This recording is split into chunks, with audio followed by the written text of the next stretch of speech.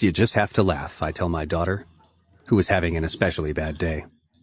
She's lost her favorite bracelet, she turned in the wrong homework assignment, and she just found out she would be playing Marshmallow number 2 in the class play. Oh, you wouldn't understand, Sarah says sulkily. I ask her if I've ever told her the story of the diorama. Yes, Dad, more than once, she says. That doesn't stop me. When I was in the 6th grade, I say in my storyteller's voice, we had to make shoebox dioramas of a scene from American history. I decided to do a wagon train traveling across the Great Plains in the mid-1800s. Sarah pretends she isn't rolling her eyes, but I keep going. I wanted it to be great. A diorama to end all dioramas. I wanted to be famous. I wanted to be on the local news. But what I really wanted was to show up Jorge Nunez, I say. Jorge and I had been in the same class since 4th grade.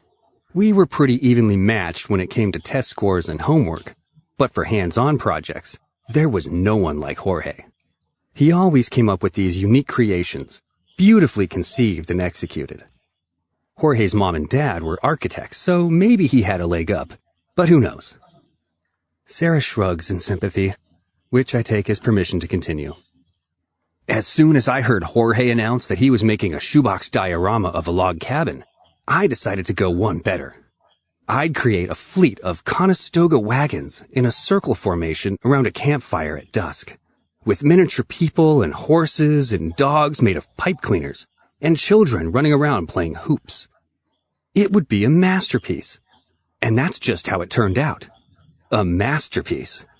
I carried it upstairs to my room, and that night I went to sleep with a smile on my face, imagining Jorge's reaction.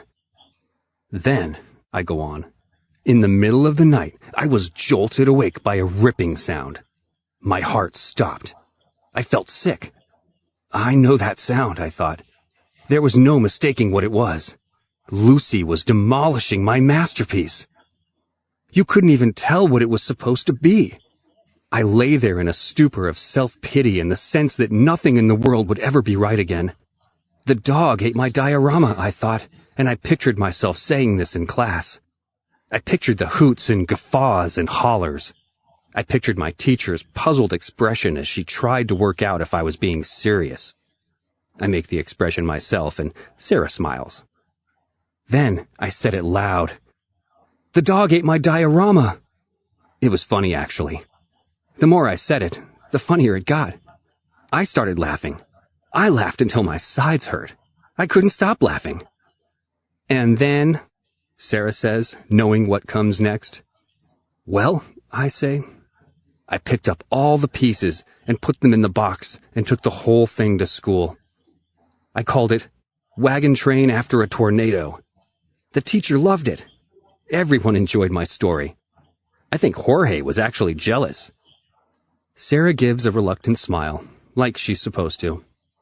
So, she says, remembering there's a lesson in there somewhere, you learn to laugh at bad things, right?